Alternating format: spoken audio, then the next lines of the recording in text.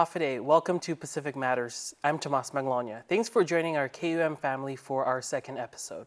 Today we're hearing from Guam's very own Vince Crisostomo, who opens up about his journey advocating for LGBTQ plus communities in the States and right here at home.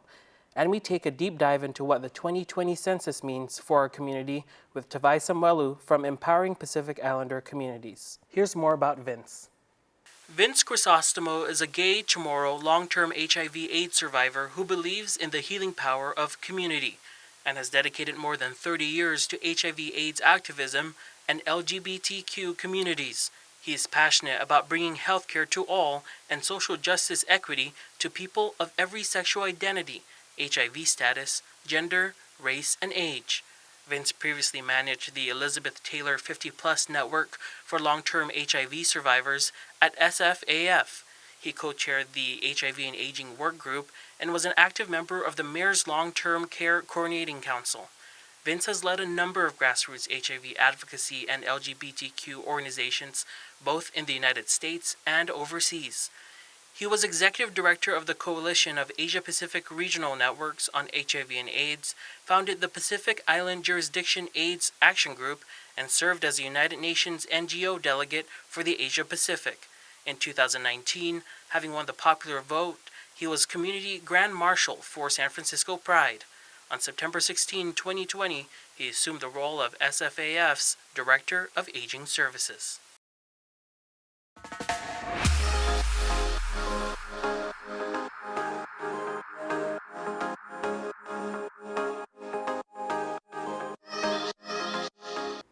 Welcome back. Here's our interview with Vince Crisostomo.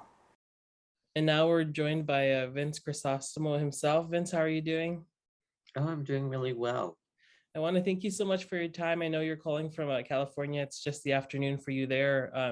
For those who might be living under a rock and not have heard of you, do you mind introducing yourself, your ties to Guam, and what you're doing now?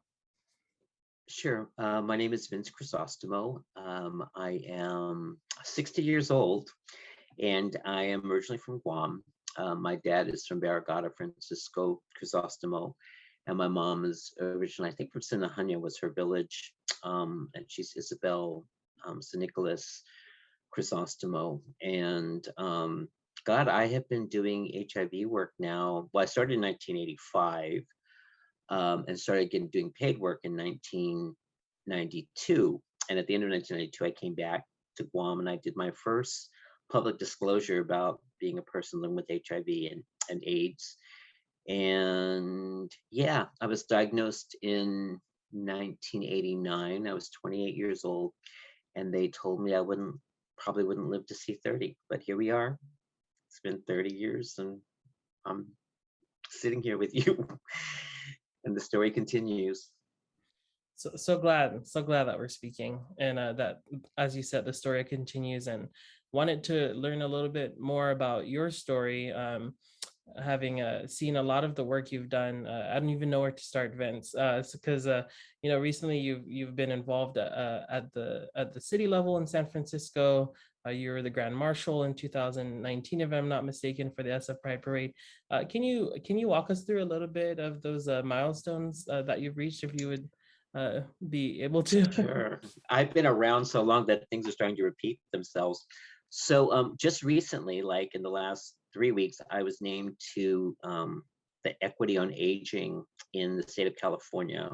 It's an advisory group, and they advise the governor and the Department of Aging on things around the Master Plan on Aging in California. On September 20th, we had our first meeting of the LGBTQI plus advisory committee of the San Francisco Human Rights Commission, which is a mayor-appointed position. And that's amazing because I started my career, that was the first body I was kind of selected to be on. That was after I came back from Guam. That was 1993. And I think there was some imposter syndrome back then because I really didn't feel like I knew what I was doing. And so it's just amazing that I get this other opportunity now to do it again. So I figure we can get right what we didn't get right the first time. From 2015 to 2019, I was on the mayor's in San Francisco long-term care coordinating committee, and that deals with aging issues and trying to integrate HIV into, growing older. I was on the United Nations program, I don't even know, UNAIDS for short. I was on their program and coordinating board for about 4 years, active for about 5 or 6 years, but 4 years, and that was when I was based in Thailand. I've held a number of body of positions. I've been on community planning groups. I've provided technical assistance. I was in the Minority Congress on HIV and AIDS way back in the day. So yeah, my history goes, it goes way, way back. And so I feel, COVID was the second pandemic of my lifetime. And when it first started, I was just like, I can't do this again. It is just so not fair. It's just not right. And, I don't know, I felt a lot of despair. And then I started to experience things kind of in a strange way, experience San Francisco in a way that I hadn't before. And as fate would have it, I was in this program to buy a house, buy a condo. And I actually won one of the lotteries that they do. And so I called my loan agent and I said, hey, I got this, but I don't think I can go for this because, I don't even know if I'm going to have a job in a few months. And he said, Vince, where do you want to be when this is done? He said, at one point, this will pass. Where do you want to be? He said, at times like this, you need to make choices that are optimistic, because optimism brings hope. And so instead of going down that road of despair, I kind of switched it around and I tried to just actually reframe things. And so if it felt familiar, I did it before, like, what did I do last time? What do I want to do this time? And it's actually been quite healing. I'm ready for it to be over soon because, not being able to plan more than a week or so in advance has been a little bit challenging. But at the same time, I'm lucky to have gotten through it. Unfortunately, I lost my dad in September of 2020, and he was 86. He died on September 16th, 2020. His birthday was September 17th, so he died the day before his 87th birthday. But I said, hey, in Guam, it was already September 17th, so he made it. My mother is doing well, but I never thought I'd be around to help take care of my parents, but here I am. So never say never. Condolences about your father. He passed from COVID, you said? Well, he was COVID positive and he got to quarantine, but COVID affects older people differently, and he had a number of other conditions, and so I think it affected his heart. And so, along with my story, I lost my partner, Jesse Solomon, who a lot of the people who heard me speak are familiar with that story. That was October 6th of 1991. So I lost the two men who are probably the most instrumental in my lives to pandemics. But, I was able to talk to him the morning he got out of quarantine. He collapsed 10 minutes after he got out. And I was able to talk to him that morning. He said, boy, we're proud of you. Take care. Little did I know that was my last conversation with him. So, one thing, Vince, that I've seen you repeat a few times in your interviews is your take on the saying, when life gives you lemons, make lemonade. And you say, I've made some serious lemonade. I wanted to ask you about that. And I guess as a follow-up to that statement too, there's still a lot of stigma around the issues that queer and trans communities face. So what would your message be to those of us here in the Pacific who are also working through some of learning the history and addressing those systemic issues? Interestingly, in the Pacific Island cultures, there are a lot of words for being trans, and they're very respectful. It's unfortunate that the stigma that has been introduced around these communities was brought in by outsiders. Because if you go back and look to our histories, in Hawaii and places, there are places where these trans who are really looked on with respect. And my piece around this is I started this new thing is that I long for the day when my human rights don't depend on who's in office, that we don't have to do trainings. We have to teach people how they need to treat each other. And that a day when everybody can identify as either non-binary or gender non-conforming. And people laugh when I say that because they think, oh, that's impossible. But we are trying to get, we are trying to teach people to accept themselves, and we need to accept them. Sometimes I feel that what's happening with younger people today, with some of the older activists of my generation, is that we do to them what the heterosexual community did to us. And people's like, oh, please explain. I'm like, I don't have the time. How much time do you have? But it's, it doesn't. So, in addition to my work working with older people with HIV and long-term survivors of the HIV/AIDS epidemic, I make it a point to work with young people because they are our hope for the future. And I often think that if someone had offered me some of the work or some of the workshops I've attended with them, that maybe I would have been in a different place, and we are working for everybody to be their big, bold, complete selves and to honor that. And so I think that's what everybody wants, It's like you just want to be accepted, acknowledged for who you are, and not have to pretend you're something that you're not.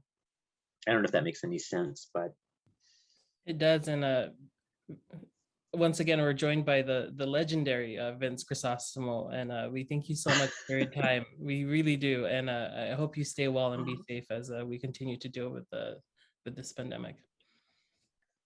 yeah, and if anybody, I always wonder what happened to the students that I used to go, I used to go back to Guam once a year and go do like the tour of all the high schools. I always wondered what, how people are doing and how their lives turned out. I think, what I've learned in the last year that while I didn't grow up fully on Guam, a lot of our culture really does feed the work that I do. And it's about family. It's about loving each other. It's about chinchuli, helping people out when you need to. And so I try to just bring that to my work. So thank you for still being interested in what I'm doing all these years later.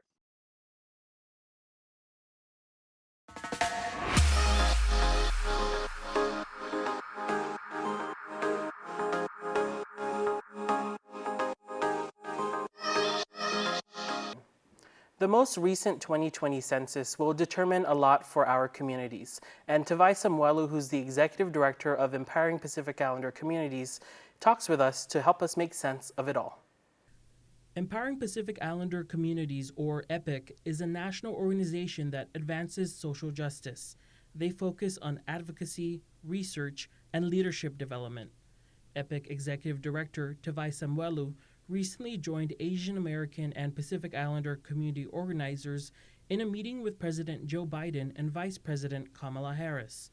Amid the pandemic, they've been laser focused in combating disinformation, encouraging vaccinations, and expanding access to critical information for Pacific Islanders across the country. Data is also another vital part of their mission, and they're preparing to release another detailed report analyzing the numbers of the census and translating that into what it means for people across the states and our region.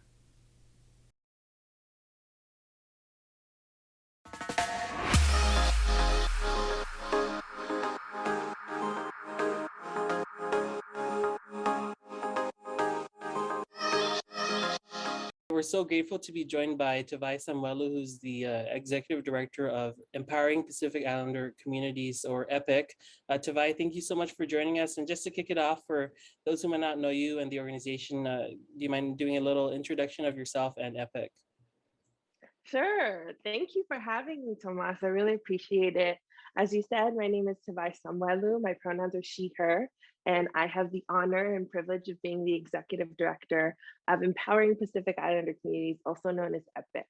EPIC is a national organization that's based in Los Angeles, California, and our work is really to advance social justice by engaging Pacific Islanders in culture-centered advocacy, leadership development, and research. And I'm zooming to you all from what is presently known as Long Beach, where the original stewards of this land are the Tongva.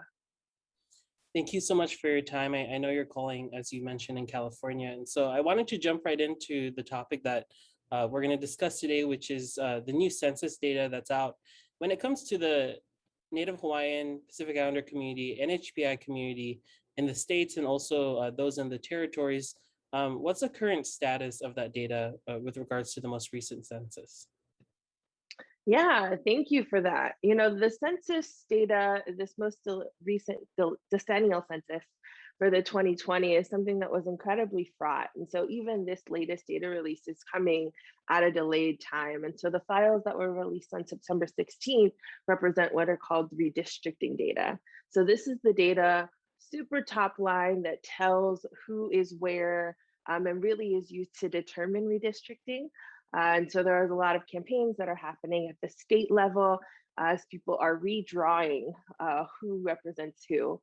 What we know, and I think, and I say this as somebody who's based in California, that still decennial census data tells us has the largest Native Hawaiian or Pacific Islander population on the continent.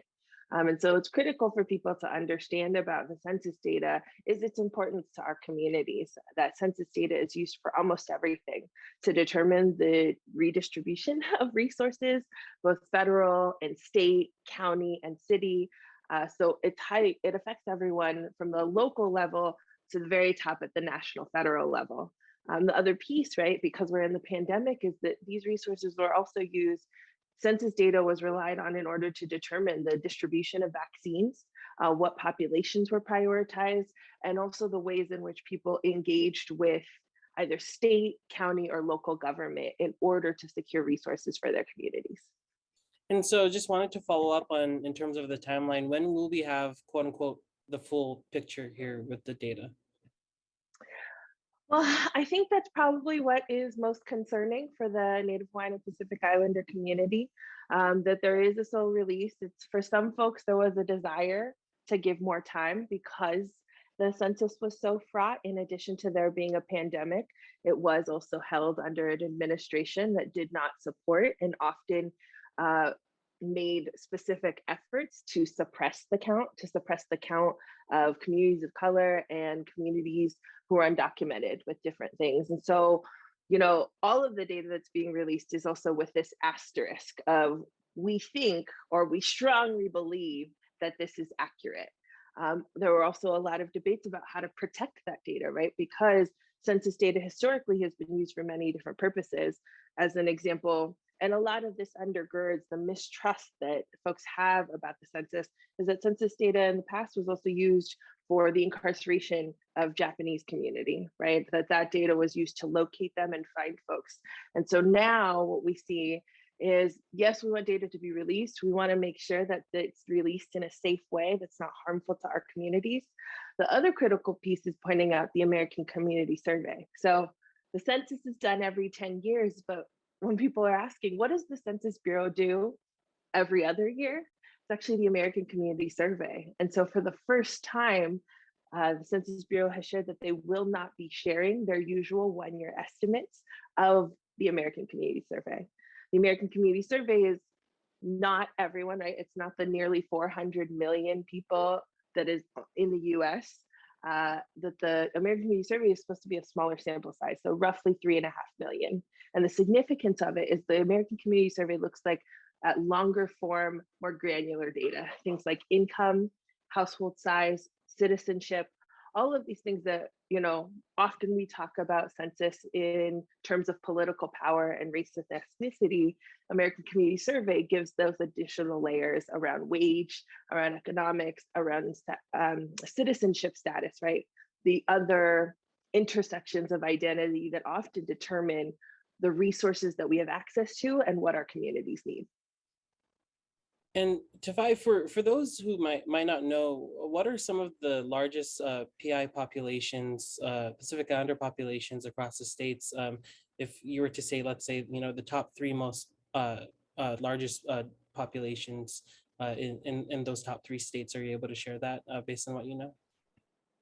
Yeah, so the largest ethnic populations, right? Native Hawaiians still remain the largest ethnic population amongst the NH or PI category.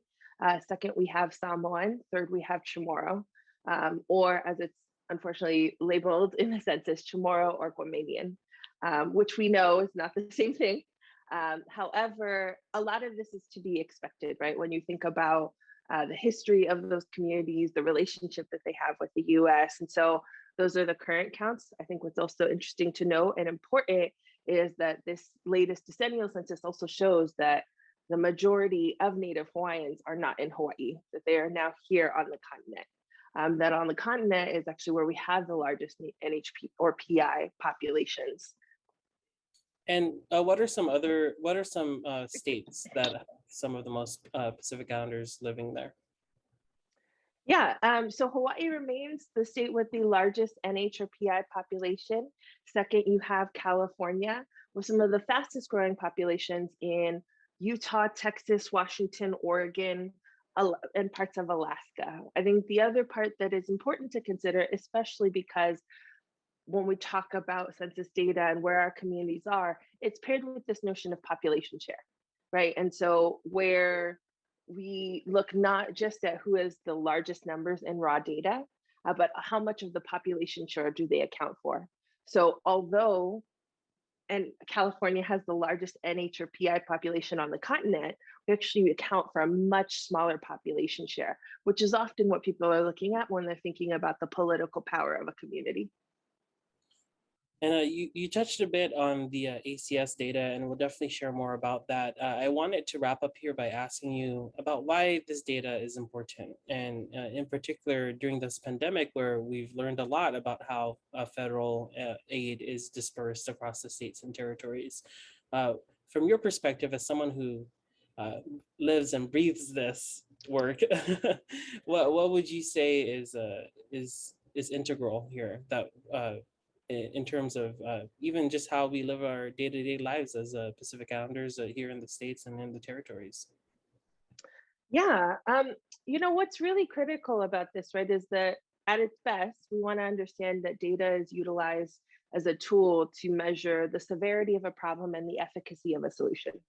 So during the pandemic, what that meant was when they were calculating rates of infection, when they were calculating the impact of something, that oftentimes there wasn't really an understanding for most systems about the deep impact that it was having on our communities. How often data is used to or weaponized to say that our communities are statistically insignificant. So now, as we also often talk about, as I've mentioned before, the data giving primacy to race and ethnicity, that there are other factors, right? That when they were telling the story of why COVID was impacting the Native Hawaiian or Pacific Islander community so deeply, they often told these very, what I would consider racist stories of our communities having comorbidities, of our communities not understanding how to protect themselves, right? And you were just sharing the wonderful thing that the Marianas haven't had a community case in over 200 days. So what we understand and what we utilize this data to tell a different story. Why you need the ACS is because it tells the story of overcrowded households, poverty, rising household prices that have made it impossible to quarantine, that have made it so that a household that has 14 people in it, it only takes one case to actually impact that. When we look at ACS data or data that talks about the rates of insurance, access to healthcare. So how do you expect people to understand health if they haven't had access to care their entire lives?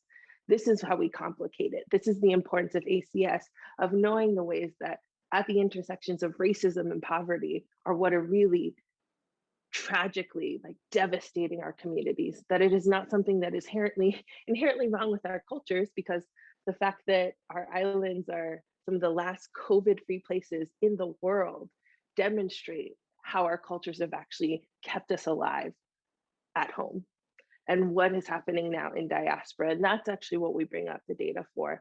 What is it that, not just data as some neutral thing, but data in a way that it's interpreted and analyzed with our communities at the center and care for our communities at the center.